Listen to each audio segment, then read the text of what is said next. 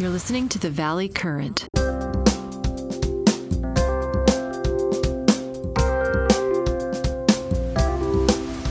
Ken, I think the first question you're going to get, and it's probably going to sound like you're marketing for them, is there are more and more groups that are effectively operating as a back office. So just in theory, we could devote a few minutes to what I'll call the current ecosystem.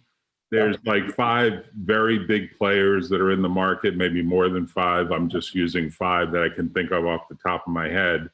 Obviously, Jams is one of the biggest ones. They grew from I knew when they started up, they were tiny, and then they merged in a bunch of other practices. And AAA has been around for a while. They're finally starting to get a little more technology oriented. It took them a long time to realize that they were behind the curve.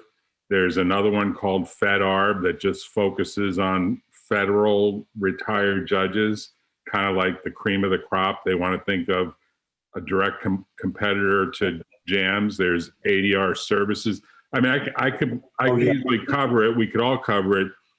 But what they really are is effectively a back office for a set of independent contractors.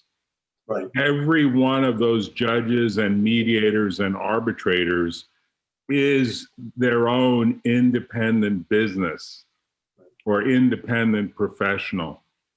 And what people don't realize is the computer system becomes the back office. So now you're the front office. Fields Mediation, that beautiful conference room that I'm sure is just a screen save, but it looks like you're right there. It looks great. You don't need that. You don't need to pay $10,000 a month for the space that occupies that space. You don't need to pay even $1,000 a month. The reality is we now have a new business model where essentially your persona, because it really is more than your ability to do keystroking and manipulate the screen, although I'm sure that's much appreciated. Ultimately, people, I think, are buying into your wisdom and they're buying into your experience. There are very few people that have done 250. I think I've done about 100, maybe up to 150 digital-based mediations or arbitrations. You've done double that, so you probably have more experience than most anyone. You're probably at the top 1% of this game in terms of people that are doing digital delivery and only digital delivery. I do have a back office, but I don't belong to an arbitral association like AAA or Jams. Right.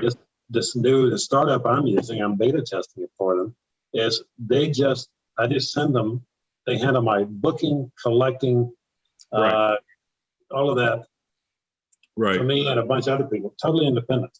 They do my website now, and they charge me a percentage of what they collect.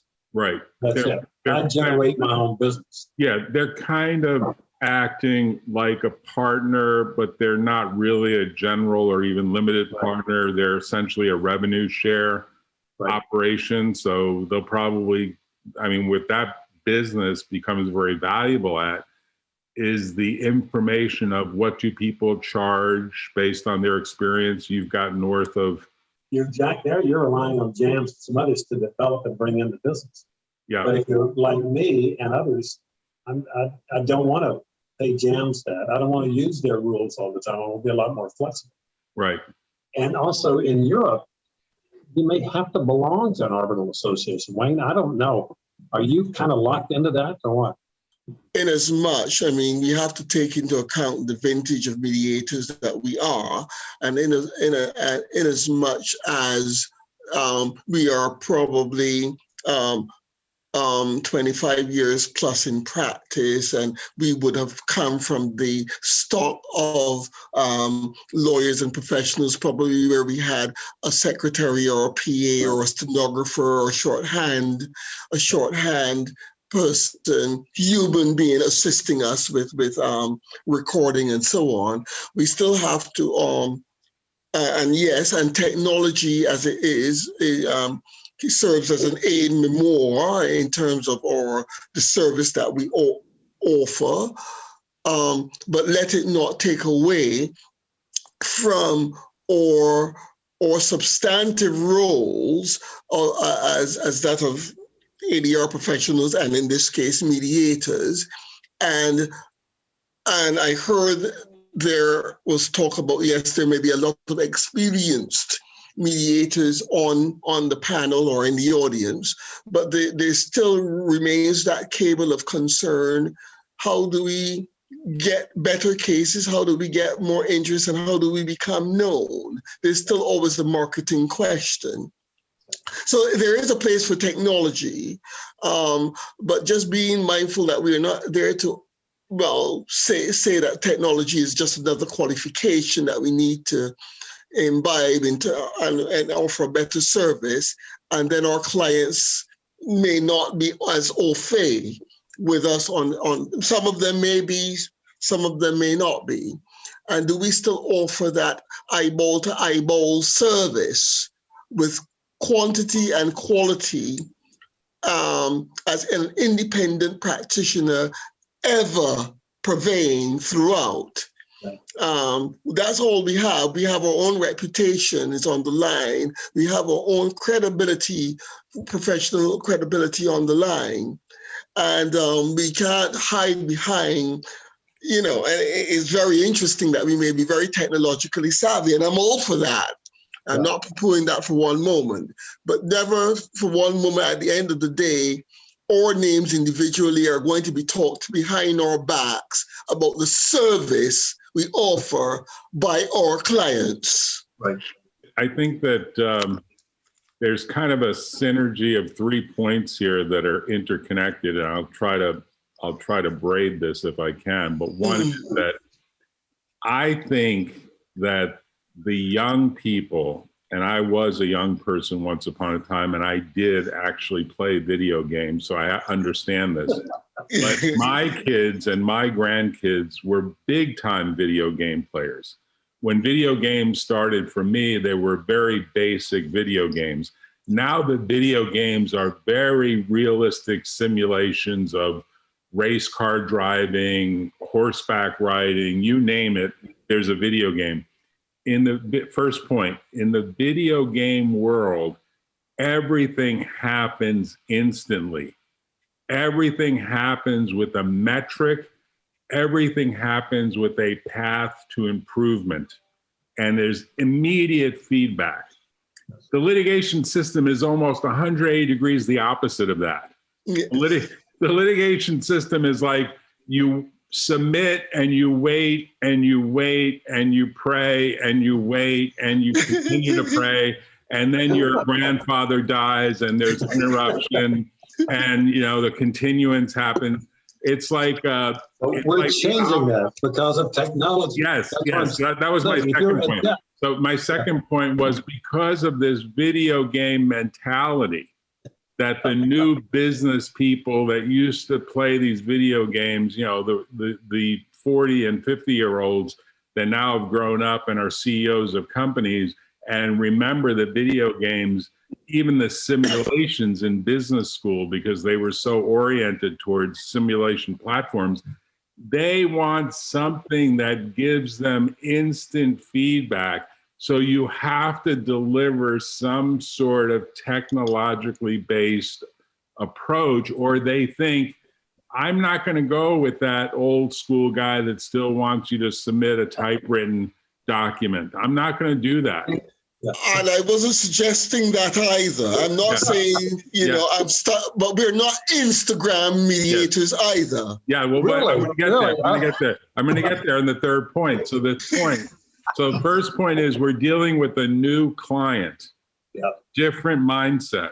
Second point is because of that, we have to adapt to a way that is much more sensitive to what they're demanding as a customer, because we're not going to force them to change. We're not going to force them to do something different. Now, there are still mediators and arbitrators that are old school. I've got a case right now where the arbitrator said, we're not doing Zoom.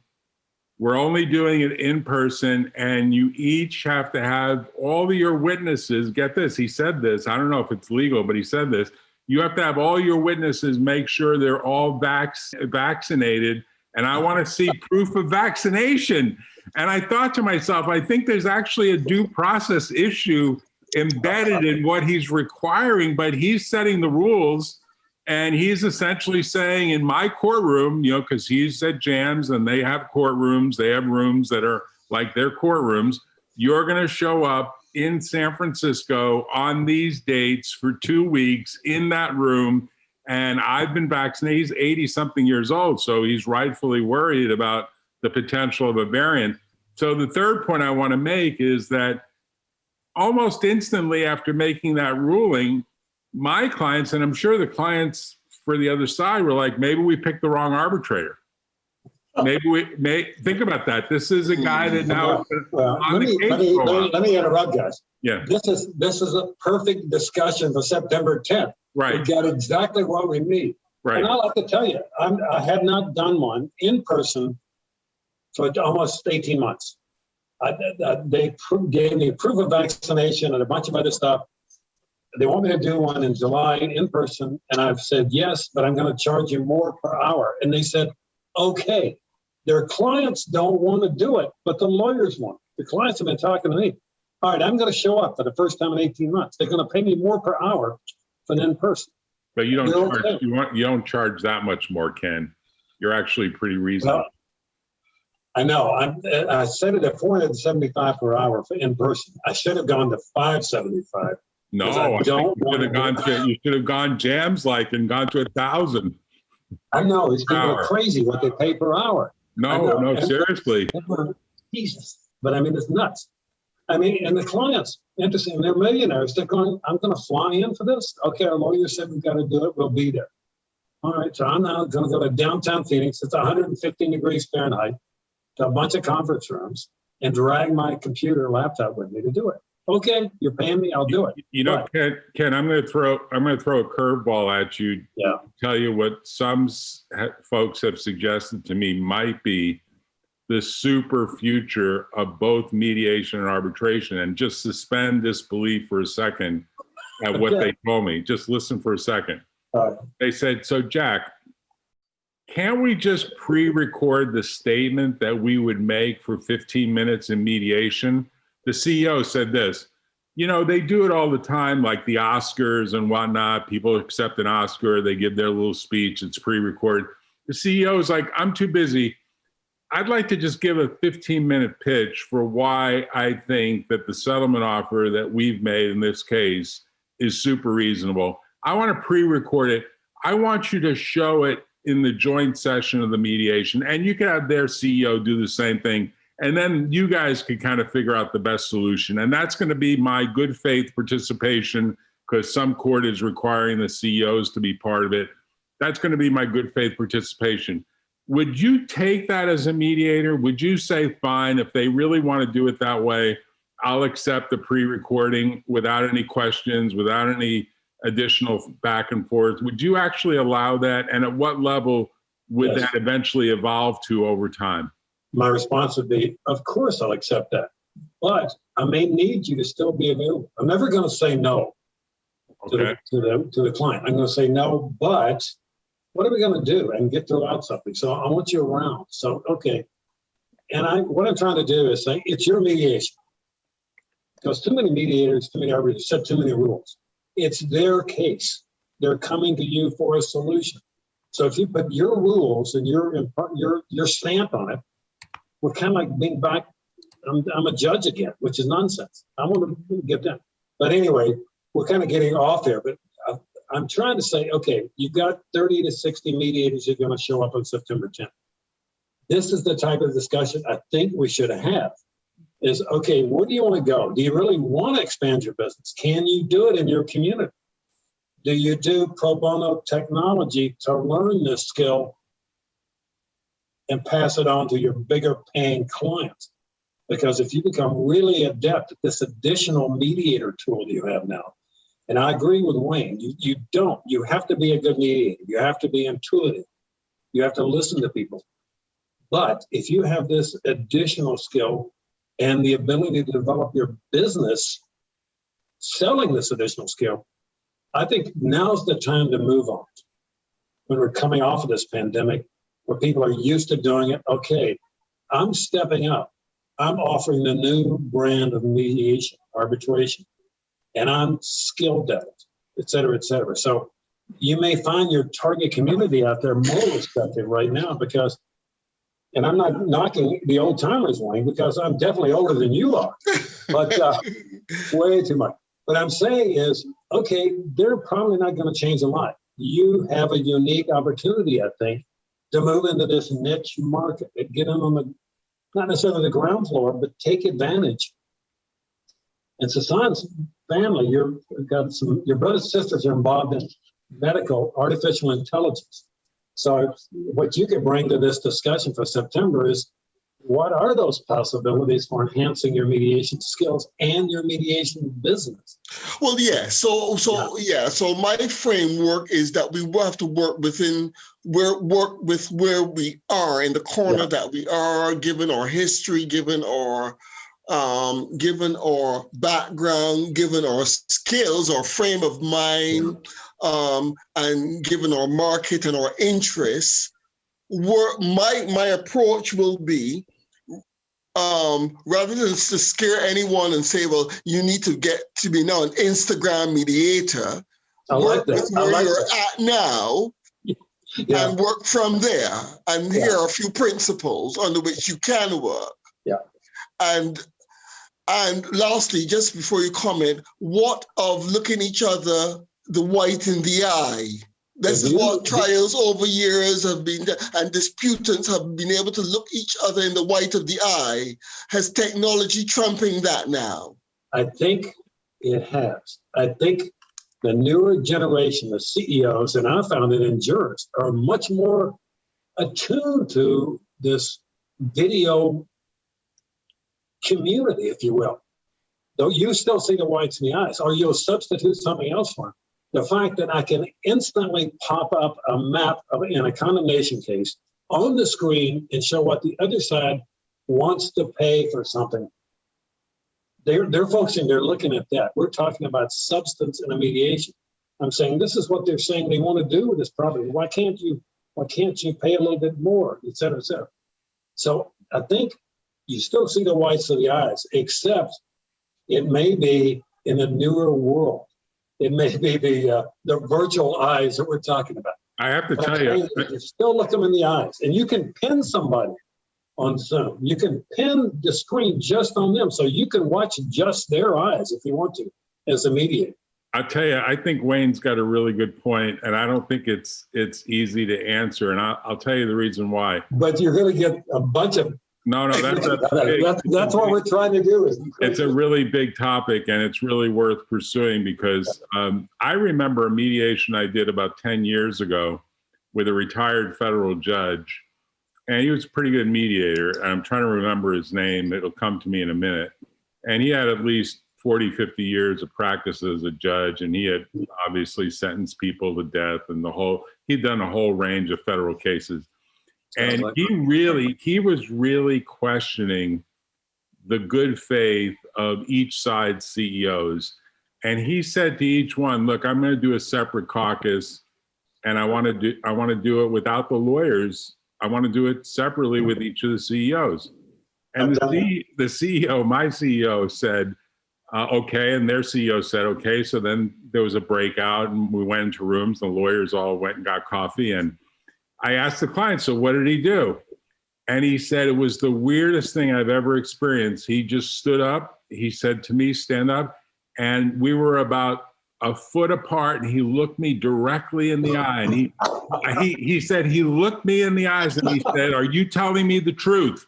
And he said, I immediately responded, Your Honor, I'm telling you the truth, just exactly the way I would testify at trial. Absolutely. I've not varnished it. I gave you the whole story. He says, do you have anything to add at all to it? And he said, absolutely not. I've told you the whole story. And that judge went into that other room and asked that same question. And apparently the other side flinched.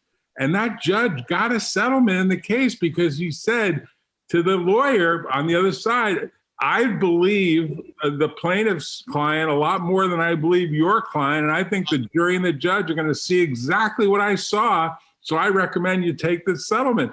And that story will stay with me forever because that case was at an impasse for what seemed like years.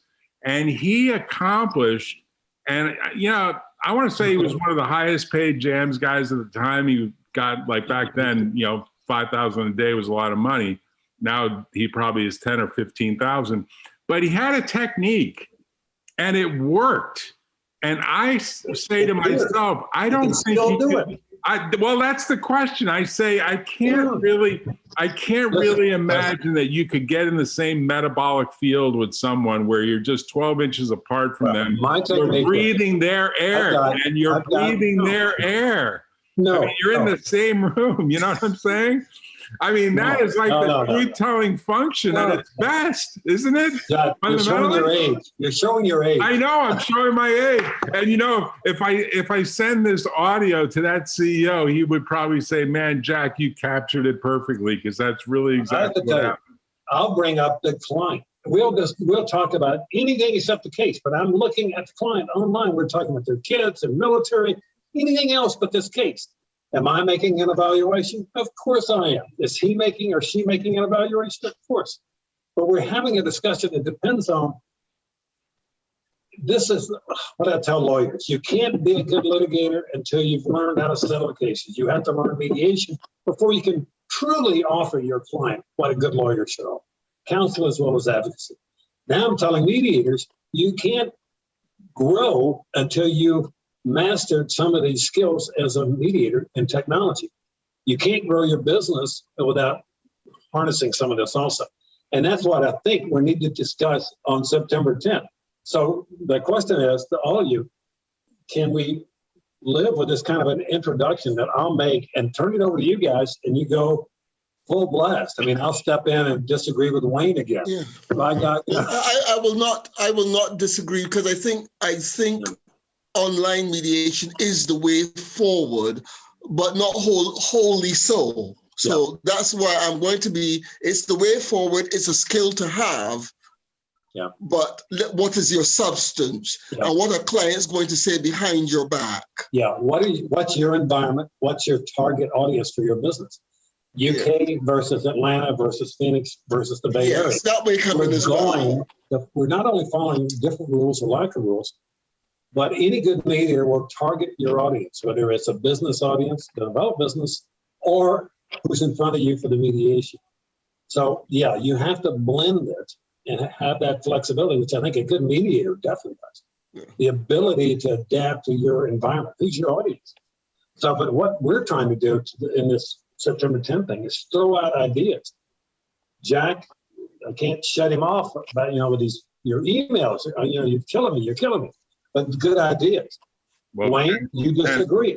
It's just fine. You're in a leadership role for the Georgia bar. You've got maybe some ideas from your relatives about artificial intelligence that might. And I'm gonna show you that I understand your point, because I think your point is captured by this figure that's out of an article that just got published about the future of learning, where the student is actually wired into this set of equipment that includes far more than just the Zoom web camera computer. It includes an actual EEG cap that's transmitting data, and wristband data collector and eye tracker designed to give the teacher feedback of whether there's actually the right level of attention being paid to the material. So the white of the eye test that Wayne is underscoring is being attempted to be manipulated or emulated by the future of course creation around a hardware software system that will provide a greater potential for collecting the metabolic data of, are you paying attention? Is this actually getting through to you? So this is from an article in an unrelated topic, which is how do students learn in a virtual world? They learn video games really quickly because there's so much feedback happening so quickly in the video game. And the So question is, can how do that you happen in harness, mediation? how do you harness that in a mediation? What skills do we need as mediators to pick up in the future? And this may be related to software or hardware or whatever, but it's part of the future, as William points out. It is the future. It's not 100% because Yeah. No, I think it's, when I hear y'all, I think, just it is definitely part of the future. Like, I was taking some notes, the current ecosystem, if, as a mediator and arbitrator, if somebody offered me today to join in jams, I probably would. So it's maybe a little different being, where you're at, Ken. You've served on the bench, you've, arbitrated a ton of cases. So at this point in time, your career is a little different. Whereas, if I'm coming in my early 30s, for me, it's an opportunity to be a part of jams because I can later say, hey, I was a part of jams. So, the current ecosystem, I think it would never totally change, but it's just like any other industry. If you look at, the corporates that were very big for 50 years ago in the, Forbes 100, they're probably not around, some of them anymore. So would this same happen in ADR? I bet you it would. It's a question of how it will happen. Yeah. I personally don't think that, we can get the whole technology, take away our, interpersonal connection of how we can, conduct. I'm pretty sure if we were right now at the dinner table, all of us, we may have a more enhanced level of just having this, meeting per se. So I don't personally think that it can, just completely replace it. That being said, when you look at how technology is changing a lot of different things, autonomous vehicles at this point in time, so many things. Like I'm a commercial real estate developer with a mixed use project. Right now in our development, we have to think about electric vehicles because the shopping center that we're building, it has to accommodate for the next generation of shoppers. Whereas, 10 years ago, 20 years ago, they really didn't have to think about it. I think 10 years from now, they're going to think about autonomous vehicles and how they're going to pull up into the, traffic circulation of real estate development. So, I say that because, I kind of, if it's happening in commercial real estate, it will happen in ADR. The question is, and I think I forgot who exactly said, I think it was, I forgot, but someone mentioned just a little earlier that, hey, litigation is just this dinosaur of a thing, but no way to know what is happening today. Yeah. 6 months later, you see what's happening, and then you're like, oh, why did it happen that way? At least for me, and I think that's the challenge in this industry, and at least in US, it's based on precedent. So you have a precedent of doing something, that means it will continue to be that way until there's something that really disrupts it. And, I look at AI from that angle. I've been very interested in AI for a few years. And now I'm actually, looking for a co-founder with the AI, like, coding and chatbots and that kind of stuff. Because personally, I can see how ADR would forever change based on AI. Because whenever, a lot of my ADR right now is very, unique subject matters. And after a while, you kind of get a feel for how the proceeding is going to go, because if A leads to B, then leads to C, leads to D, eventually, kind of, you can replace me at some point of the process with a machine that can help me narrow it down. Right. And at some point, I can come into the picture and kind of just evaluate what the machine has narrowed down, whether I was in that room or not. So I think, and it's happening, for example, with my, just to give you gentlemen a little bit more background, my sister is a part of a startup that is now a part of an incubator called the Y Incubator, which is the same incubator that companies like Airbnb and Dropbox and some really big companies with tech kind of features came out of it. So I'm hoping, fingers crossed, I'm hoping for the best for them. She's a very brilliant mind, and their focus is my sister and my brother-in-law, and their focus is on AI. He's a dentist, she's a scientist, and they have a co-founder who's an AI master kind of technology guy. So their focus is on how AI can help dentists with making recommendations for patients after that there's enough data that the client or the patient has been there enough times, you can kind of predict what will happen. So that's the kind of, what they're working on, which I can see the same being applied. For example, if I'm, mediating, like I said, I started mediating in a clinic in the magistrate court. There are a ton of cases in magistrate courts that can be just automated. At some point, you really don't need humans in some of these proceedings. So I'm personally very vested in that idea. And I'm trying to, find ways that I can personally, from a business standpoint, be a part of that disruption, because I think it will happen. It's just a matter of how and who and where, and at which point it kind of, just breaks the kind of, that medium. Before we end today, and I only have a couple of more minutes, let me make a suggestion. This is really a book that's worthy of spending an hour or two with. It's by a father and son team. The father is a barrister in London, and the son is an AI programmer kind of guy.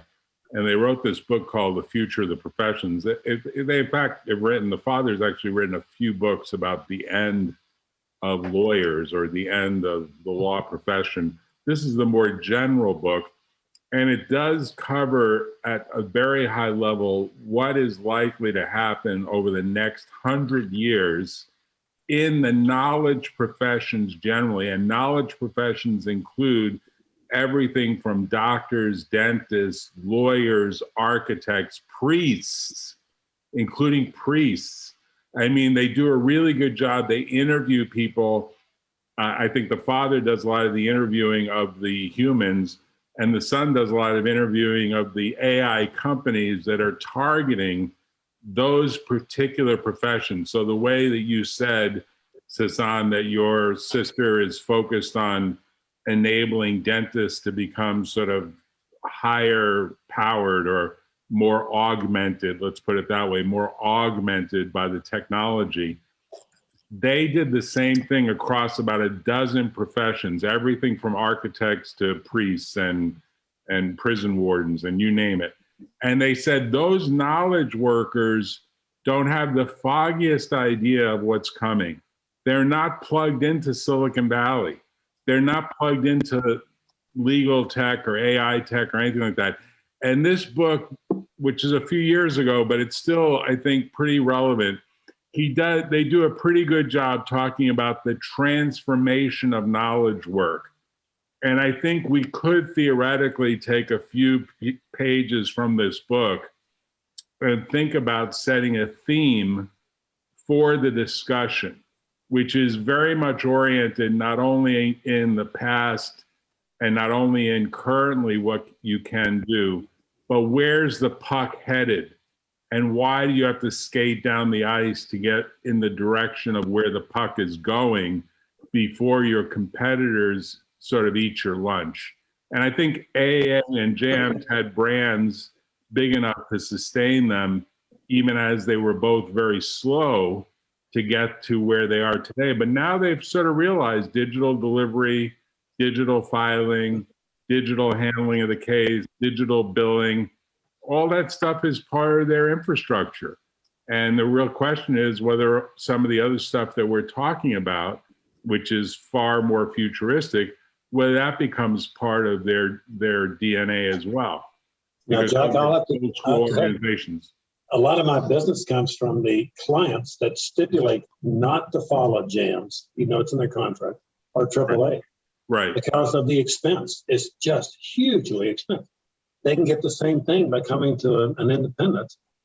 Right. But JAMS likes the fact that they view themselves like Air France, top of the line. They don't really want Southwest Airline people with their 2 bags for free. They don't even want those people. They say let Southwest Airlines do the cattle call. We're Air France. We're Qatar Airways. I remember that. I don't want that riffraff. That's their view. I'm checking my monthly bank account. I remember that. I'll have to keep that in mind because I'm getting the. Anyway, all right, guys. We got to focus on September 10th. I'm going to come up with something, pass it out to the 4 of you, saying, all right, I'll lead the discussion generally along the lines that we've had in the outline. You guys pitch in and with ideas, suggestions, whatever. And we'll maybe do 5 minutes apiece, kind of introduce yourselves, have this discussion, and I'll save 30 minutes for questions and comments from the audience. This is not a webinar. It's an open discussion. So we'll limit everybody to say, let our speakers have this discussion. And if we want to entertain somebody, we can. If they want to raise their hand or whatever. But Claudia or I'll be in the background and let's go for it. We're never going to agree, but that's the value of this thing, is that great ideas can come out of it. And perfect. Follow the old paths, and there you shall find peace. Yes, that's right. My You should have a Bible by your side at all times during a mediation. Whatever. Blessed are the peacemakers, right? Exactly. Hey, Ken, the one thing I'll ask you to do is, the reason I asked to use my Zoom is I have it integrated with a voice to text generator. Okay. I'm going to send all of us back the transcript from this discussion. I would suggest that you highlight a few gems that came out of this discussion, including the white of the eyes test, and make sure that's on the agenda, because I have to tell you, that is a really big area. Big, but all I can huge say, area. Keeping him, whether you call it Bunker Hill or Breed's Hill, when the Brits were coming up the hill, we did wait until we saw the whites of their eyes. Right. And then they got killed. We shot. Remember, that was the famous thing from the doctor. I think he was killed later. Right. At Bunker Hill. So wait till you see the whites of their eyes. I know. Okay. All right. We're supposed to be wait until I send that to you later tonight and read it over. And I welcome everyone and invite everyone to read it over and provide comments on the Slack that we have going, where all these comments will be captured. All right, guys. All right. Thanks. All right. Talking to you all. Take care. Have a good weekend. Thank All you right. so much. Good job. Bye-bye. Take care. Bye-bye.